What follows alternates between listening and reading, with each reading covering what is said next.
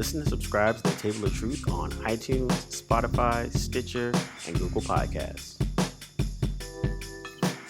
Welcome, everybody, to an edition of Blerdlines. We are back talking about Strange New World, the latest offering from Paramount and their Star Trek franchise. With me, as always, is...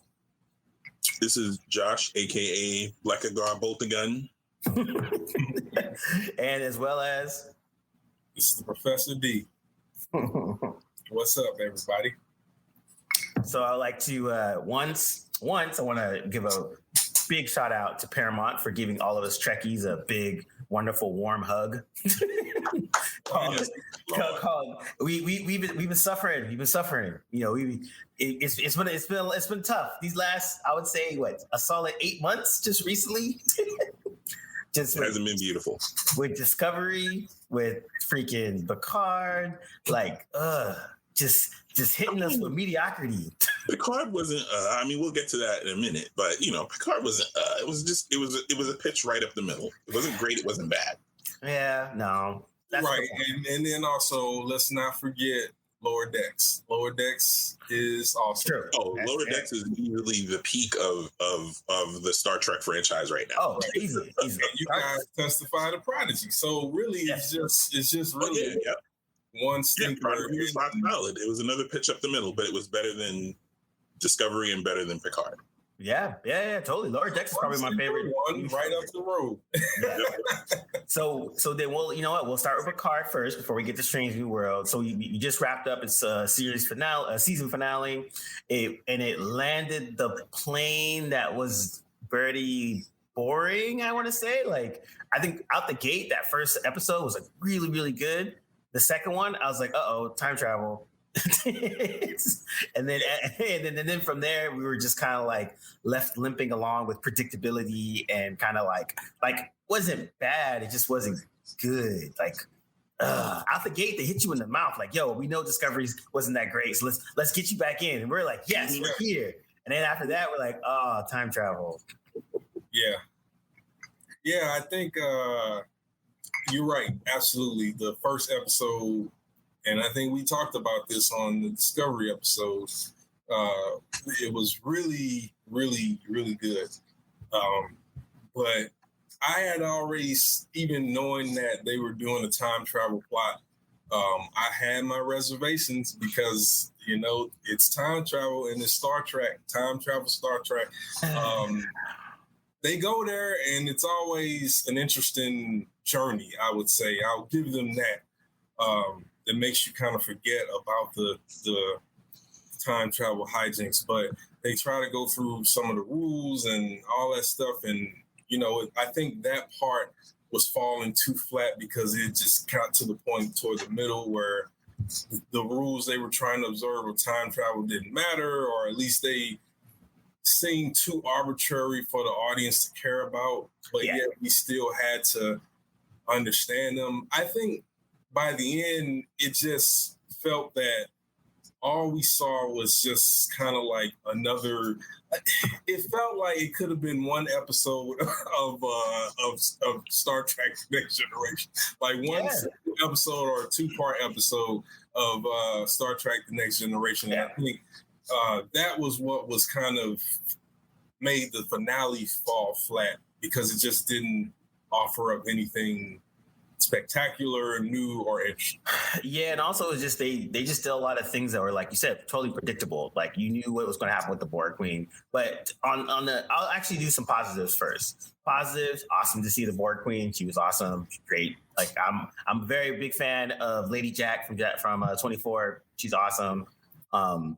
Also, it was also really good to see the Q back, which was always fun. And every time he was on the scene, he always was it was actually really fun when he was there. Even in the end, when him and Picard finally have their kind of final moment hug out thing, I thought it was cool. But I think I felt bad that they didn't have Elnor in as much because he was really dope in season 1. And then you could definitely tell either had a conflict or something because they used him for 2 seconds. And I was like, man, you definitely needed him in this whole situation. But I think also positive wise, I would say there was just too much forced stuff that in there where we're just kind of like, I guess I don't care about lesbian Seven and Raffi. I don't care about freaking you guys. You took Rios, who's a cool badass in the season 1, and then neutered him and made him like a family man. You're like, wait, what? Those aren't positives, Cam. You said I went positives to negatives. Yeah. Agnes getting some run was good. Yes. True. Some range. True. Q in the 3 scenes that we had him in, or 4, however many there were. He was Q. He was John Delancey, and everything we love about the character and what he brings to it. Absolutely. That first episode, the first 2 episodes were phenomenal. Yeah. And it kind of gave you the impression that you were going to get something that would at least equal season 1. Because I mean, season 1, we talked about how dope season 1 was. Like, we just sang the praises all the way through. And I called a couple things that happened in season 1, but it didn't matter because the things that I called were still dope when they happened. This season, I called a ton more stuff. And it just was kind of like, and nothing paid off the dopeness from those first 2 episodes. Yeah, totally. Yeah. But again, like you said, the Borg Queen was great. Q is his usual. I don't think there's such a thing as a bad Q episode of Star Trek. Very true. It also felt, so to the negatives, it also felt like a lot of stuff was just jammed in there. Yes. Like this girl being the woman who looked like Laris was what the heck is her race again? Talon, and she was Talon, was she Vulcan or Romulan? Yeah, she was Romulan. She's supposed to be. She's basically like her grandmother or something. Supposed to be in the time jump.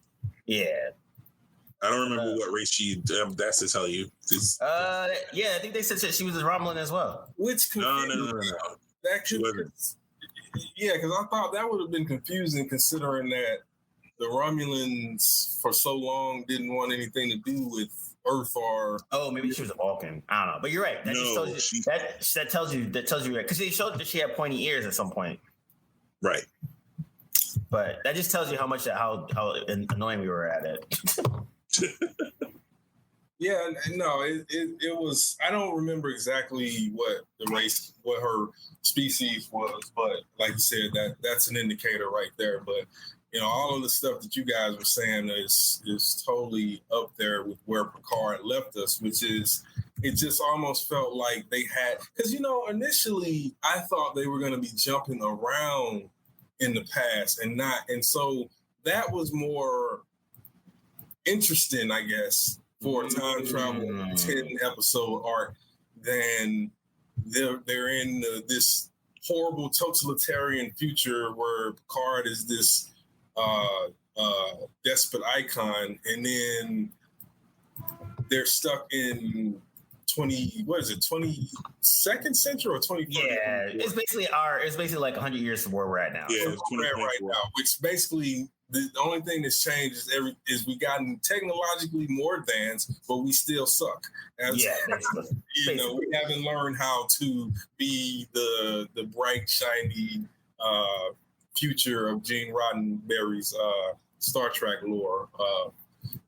But I would have been more impressed with the story if it had been each episode they were in a new time for era, a new path along Picard's life. I didn't really think the whole subplot with his mother and her mental health and the father, it was a good use of the actor who played the mother, Gaius Baltar. Oh yeah. That was his dad, right?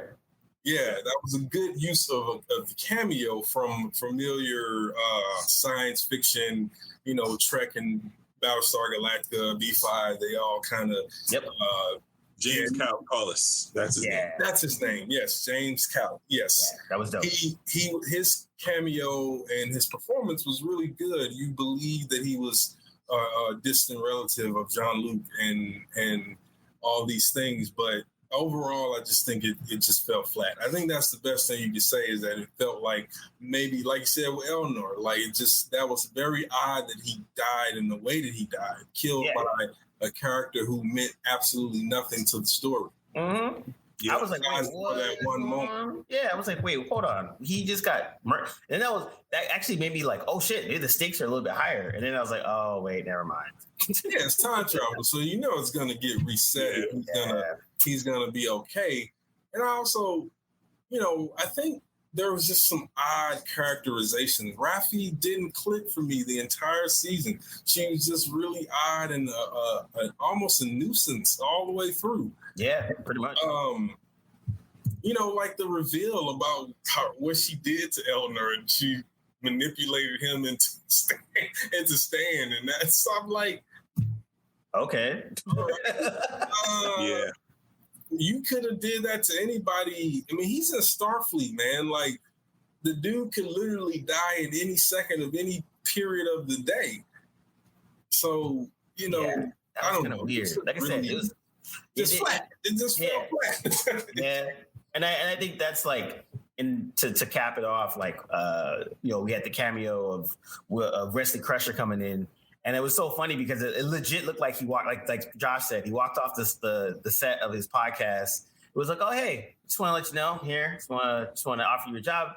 Other than that, that's about it. And that was one of the things that I called. I called that a traveler was going to pop up. And I figured it would be Wesley. Because it just made sense. Yeah. But until he just like popped up like he was a bum at some Starbucks or something. Just like...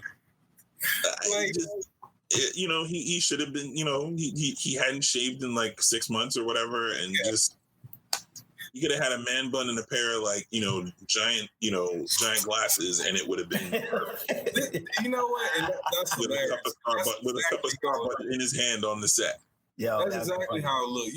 And it was almost as if, and this is the painting the picture for everybody listening. It was like he was standing backstage when they were shooting this episode, and somebody had the bright idea that Will Wheaton here, Wesley Crusher. Last thing we saw from him, he was a traveler, and he's outside. Hey, Will, get him in the makeup. Let's get him over here. Here, say this really fast. And he was like, "My moment has finally come." And he's just like, "Finally, a redemption for Wesley." That will never happen, Wesley. Yeah, so wacky. It could have been, and that could have been a moment. You know what I mean? But part of what undercuts it is the fact that it was just it looked and felt like it was just jammed in there. Yeah. One, and then two, you weren't made to care about Soji's journey in this thing at all. At all. I didn't even. When she came up, I was just kind of like, oh. Okay. So, why is he appearing to her? Like, why did you take her? What? And again, she was in maybe 7 scenes total for the season. 8 scenes. She was only important to show Adam Soong's depravity, the depth of his villainy of the story. Because at the end of the day, Soong became the true main antagonist, because it was him trying to destroy. Q wasn't. Actually, I mean, maybe he was the overarching antagonist. He always is. But it was mainly Soong in terms of true antagonism. And I didn't understand how. I just didn't get it. And then the him pulling out the folder that said Project Con, I was just like, that got just dumb. Again, it just got dumb. I'm like, what are you guys doing? I mean, it was definitely an oh shit moment, but it wasn't like, it was like, oh shit, okay. Yeah, exactly. It wasn't an oh shit moment, because I figured that would be the last thing we left seeing with Soong, because he's been brought down. We hadn't seen or heard any reference to Khan, but we've heard all of the references to Khan adjacent. And then now we're at the end of the episode. He's down on his luck. He reaches in the drawer. What am I expecting him to pull out besides, if it's a folder, besides something with Khan's name on it or a reference to Khan? That's exactly what I expected. That's why it was like, okay, this is not a good attempt at an oh shit moment, but it nah. I don't even know. So with that, Now that we've gotten all that out of our system, we can turn to the positivity that is Strange New World. Let it wash over you. So, and I made the mistake of watching the last 2 episodes of Picard first, Strange New World first, and then watching the 2 Picard. And that which just made Picard even worse. Made Picard even worse. But to go to this back to Strange New World, again, it was like a breath of fresh air because it was like super, super Trekkie. It had some action, it had emotion, it had dread and like, you know, future planning. It had comedy, it had good quips, and you know, and it had a good fun situation where it's like the parts that were missing in Picard and in Discovery, Strange New World brought that all back in literally like the first 15 minutes. I mean, the thing that I think jumped out at me about Strange New World is they captured, credit to Akiva Goldsman on that teleplay, because it captured everything that everybody loves about original series, original era Trek. You know, and Pike is just perfect as a captain for that era. You know, he's got the cowboy thing going on, he's got the administrator thing going on, he's got the diplomat thing going on. You know, he's got the sort of, you know, cavalier explorer thing going on. Like, he's got the full package from what you want to see in a Star Trek captain from that era. He's an everyman. That's exactly what the Kirk everyman. That's what I was saying. Sorry to interrupt you, but that's what Pike. What's his appeal is he is the everyman. It's less the everyman and more the cowboy, because that's definitely a thing that I've seen in interviews with Roddenberry. He always said that the starship captain is supposed to be a little bit of a cowboy, a little bit cavalier, a little bit devil may care. And Pike definitely has that going on. I mean, there's almost every shot of him sitting in the captain's chair is him with his legs crossed and his hands sort of dangling off the edges of the armrests. And he's just like, yeah, all right, you know, let's go. Just crank the engines up to warp 9 and see what happens, kind of deal. Yeah, and I think he's also he's one of those relatable characters that everybody there's no antagonistic relationship between him and the other characters so far. You know, right. They come in, it's the operation that you want to see. The captain is in charge, the rest of the crew understands their role, but we get to know them as human beings through their activities on the ship. And it was never a moment where Pike was more important than everybody else in that episode. True. And you got to see a little shine for everybody, and then even the familiar faces that we got to hear about, and then the nice little red herring with Kirk. I thought that was awesome. I like how they said it, and then you're like, oh, Kirk's a little too young to be able to hanging out here. Which Kirk is this is going to show up? I thought that was cool. Yeah, I like that the use of, you know, his number one and how they kind of brought in this new character and her automatic butting heads with Spock from jump, but then at the same time still being valuable in within the narrative and the story, and showing the connection between her and another number one. And I was like, okay. And then, you know, to Pike's credit, Pike's like, yo, you're dope. You're just a little rough around the edges. Come join the crew. You fit right in. Right. And the fact that she's a Noonien Singh descendant is mind blowing. That they would throw that out there. And here's the interesting bit. I was thinking about this the other day. It's interesting how we just came off of a whole plot surrounding Noonien Singh and his whole eugenics plan. We should be tired of that. We should be bored with that, bored to tears with all of that at this point. The same week that, you know, dropping Strange New World the same week that Picard ends. And immediately it just lands different because the rest of the story is set up so much better. It lands as the oh shit moment it's supposed to, as opposed to just like, you know, so, you know, it's, you know, Soji travels back to the past to become the first, like the forerunner of the eugenics war. Okay. Like, we should be bored to tears. They drop one person in on dude's ship, and she's a descendant of Khan, and you're like, what? Yeah, it makes you think how that plays out. Because it creates a new narrative thread. Because I don't, but also within the framework of mythology, and I think that's what really made that episode feel like one big hug to Star Trek fans, is that it played within the confines of the mythology. While being a modern Trek show, it was not trying to establish a serial format where the next episode is going to pick up where everything's left off. It's like, no, this is a mission. We're visiting strange new worlds. Each strange new world will be different. We would have to deal with it differently.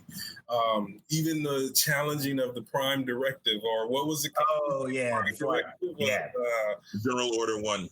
General Order 1. Yes. General Order 1. And so here's an interesting tidbit. I remembered this the other day. They bounced back and forth in the original series between calling it General Order 1 and the Prime Directive. And so this immediately cleans that up. But it also would make sense, though, right? You could easily write that away as, well, it was both. Because it was. It makes sense why they were doing it. Because, again, 10 years later, people might still be calling it General Order 1 because they're it's referred to as both. I remember hearing them call it both. And by the time you get to TNG, it's just the Prime Directive. Yep. So it makes sense that at this at this early stage, that it's still referred to in original era, in the original series, as General Order 1. Salute to the writing. Yeah, because they did research. Yeah, did they do that, D'Angelo? What did they do? Hey, look. You know what they did? One line of dialogue. They used one line of dialogue. And look, line of dialogue. Come on. And I'm glad you said that, because guess what else they did? Guess how they dealt with the Discovery residue, as I call it. They just said they gave one line of dialogue. That's nasty. Spot. I miss my sister. I still miss my sister. Pike. Yeah, that was messed up. What's the mission? Yeah. It was more than one line of dialogue, to be honest. It was a conversation. Again, as just the event that apparently a bunch of worlds witnessed. Sort of gave them the fuel to sort of and that's what I was going to say too. Yeah, and I like that was the world that they visited was almost it was a residue from Discovery. So it was like this world that should not have had warp capabilities, and all of a sudden they have it, and then they don't use it for warp; they use it for a weapon. And so that I like that Pike was like, well, it's our fault that they're in this situation. They're basically about to blow each other up, so we might as well expose ourselves to be like, look, this is what you could be. Or you could be like our old selves when we just killed each other. So it's on you how y'all want to figure that out. And so I like that they used the Discovery moment to kind of tie those two things together, so that if you did know Pike from this, if you didn't watch Discovery at all and you just came into Strange New Worlds, you'd be like, oh, I wonder what happened in Discovery. And if you did watch Discovery, you're now rewarded about the continuation of what's going on with that. Also, can we give a shout out to Spock and his hot ass wife? Oh my God. I'd have been like, yo, Pike, I need a couple weeks. Maybe 4. At least a couple weeks. So you got bad timing, illogical timing. He's like, are you naked?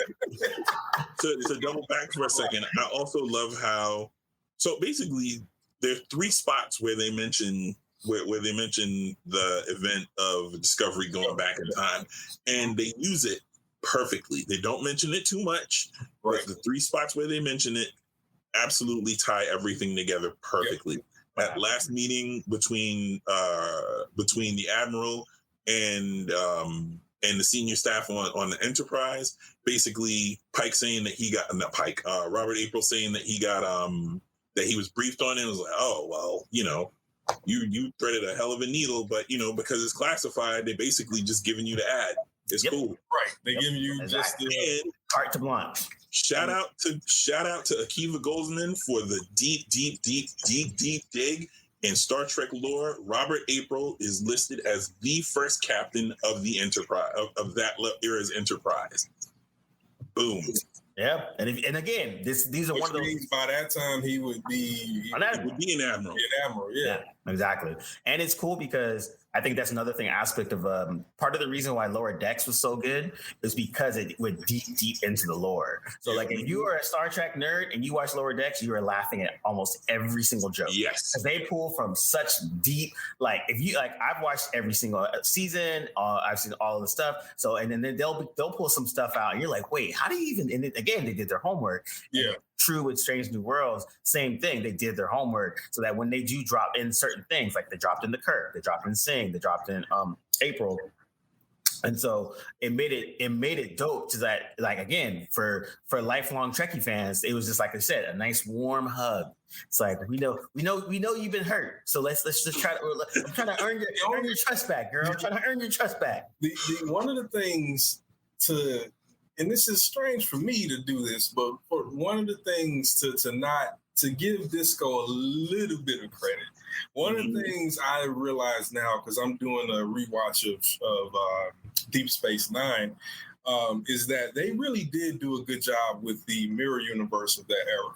Because by the time the Deep Space Nine era hits, the Terran Federation has fallen. It's been like 100 years or so, and basically humans or Terrans are now, slaves or fighting a rebellion. And they mentioned in DS9 how brutal, and obviously in previous Trek shows, how brutal the Terran Federation was. And so Discovery taking place at the time, which would have been the height of the Terran Federation, the Terran Empire power, they really did show that visually well. Yeah. I think that's, like I said, for as the slow decline of Discovery was, there are bright spots, and and only the other thing I was going to say too is, even though it is only the first episode and we're super hype about it and we hope that it keeps that same energy, it also makes me more hopeful if they actually do revive the Section 31 TV show that they were talking about, because if they keep the same energy of Strange New World with like Michelle Yeoh, who's like just fresh off of her new movie that everyone's loving, and it's getting a lot of praise, blah, blah, blah, blah. It's like a perfect kind of segue to that, because it's like you get, one or two established characters that we know, and then now we have a whole world to explore that's super different and new. And I think that's the part where I'm hoping they go with that, because that's the fun part. I think that's the thing that Trek is starting to get a little bit better, is doing better than the Star Wars stuff that's going on, where they keep like rehashing old shit, where it's at least in Trek, they might use a little bit of the old stuff, but they're giving you a whole new view that we wouldn't have known anything. Where in Star Wars, it feels like they're literally just plugging in like holes, like, oh, we already know this story, but here's a little tidbits in between that you guys didn't know. Where Star Trek, we only know this and we know that. They're like, we got 10 years to like, and that was the other thing I was going to say for Pike, when he was like, I saw my death, blah, blah, blah, blah, blah. And then they're like, oh, well, what is it? He's like, it's not for another 10 years. So then you're like, oh, okay. So you got 10 seasons of you hanging out? Yeah, well, we know we got 7 at the least. I mean, that's sort of the standard Trek run. But, even if it did 5, I think the fact that that you can see that they're telling us, okay, we have an idea of where this character's arc is going to go, because we all know how it ends. Since we know how it ends and he knows how it ends, that's no secret. Now we're wondering, the journey becomes that much more interesting, that much more appealing. How does he get there? With all of these things in his mind, knowing that at some point he's going to come to that point in time and experience his death all over again, because he's already experienced it, but this time it's for keeps.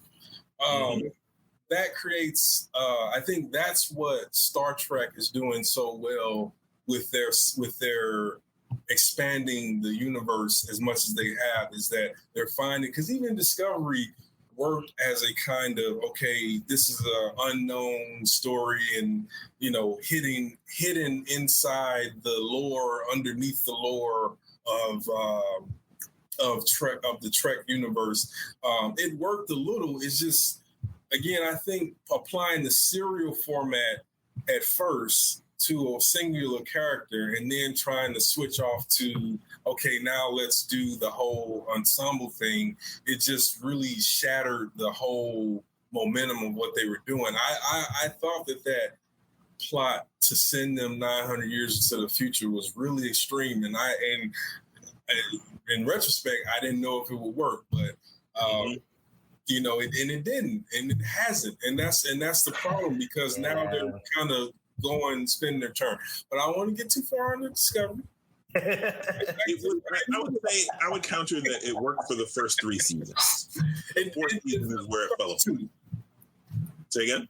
I think first 2, personally. First 2 were stellar. Third season, it worked, like, you know, with Osiris and the Emerald Chain. It wasn't perfect. It was definitely a step down from the first 2 seasons, but it did work. It was a satisfactory ending. Minus minus the idiots who subjectively speaking, broke all warp travel for 1,000 trillion, however many years he was there. Yeah, exactly. Aside from that, you remove that from the fray, because that was the weak spot for the entire season. Yeah, so I think you move that from the fray, and the Emerald Chain thing actually did work, even though they could have and should have fleshed that out more. Osiris should have been more of a threat. Definitely shouldn't have killed her off, because now, like, who are you gonna punch? Exactly. But that aside, it worked. So now bringing it back to fourth season was just So now bringing it back to the Strange New Worlds, they already have a good mix of they in your first episode you get boom, you get all the major players that's on the ship. You get a little bit of shine for each major player on that ship. So you get the doctor, you get the doctor's assistant, you get the security, you get Uhura, which was awesome. That was a cool little hey little young buck, you're new to the ship, cool. Spock's already there. We already got number 1, so we got a good tidbit of everything, and I thought that was really, really dope. So Nurse Chapel may be my favorite character.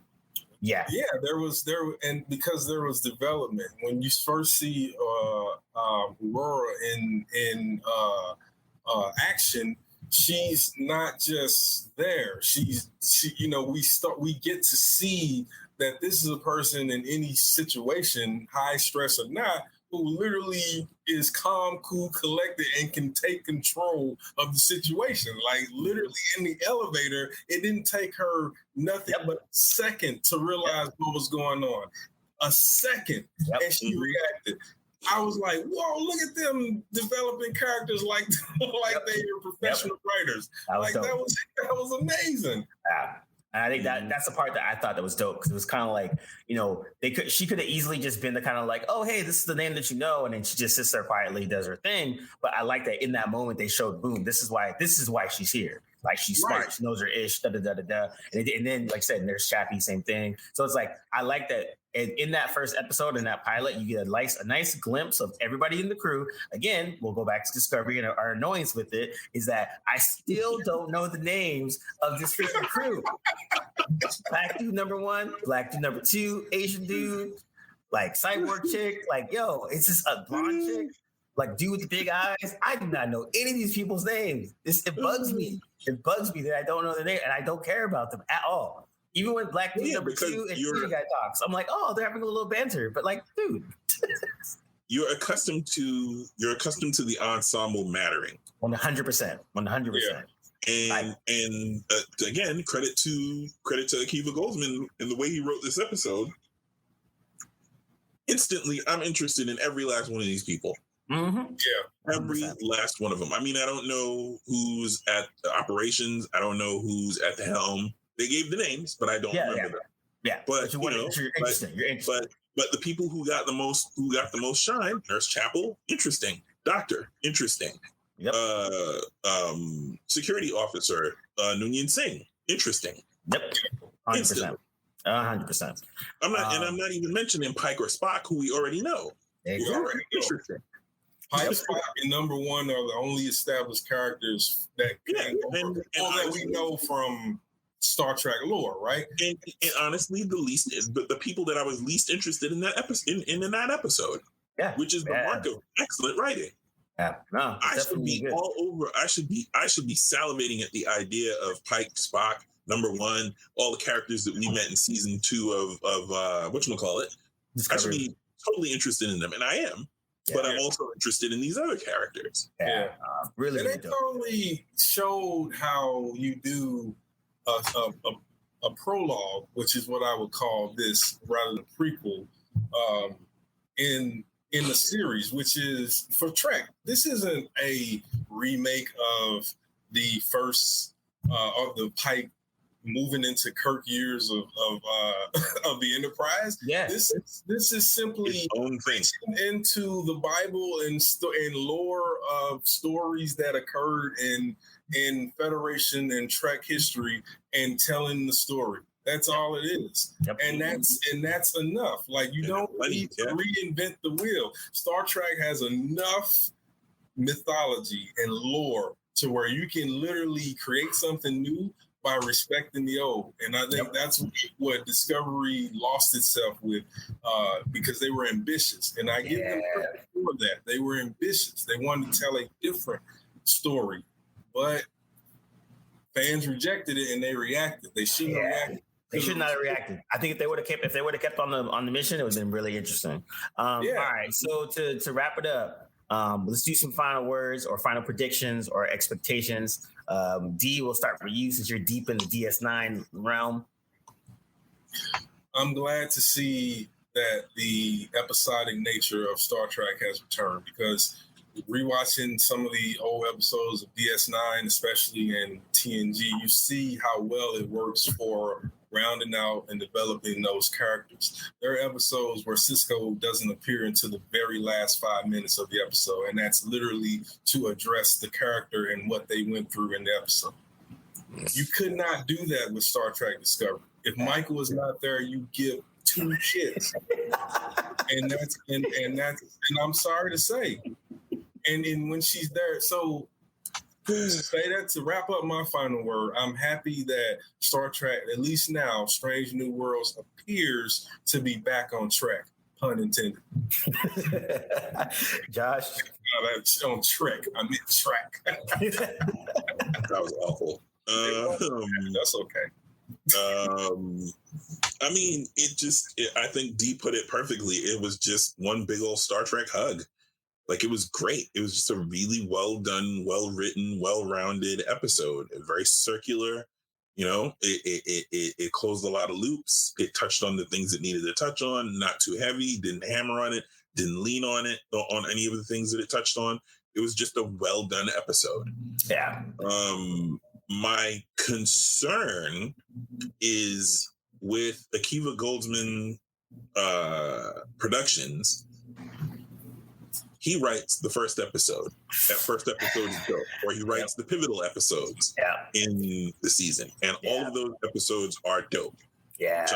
Jonathan Frakes will come along and he will direct the other dope episodes. And then the rest will sag.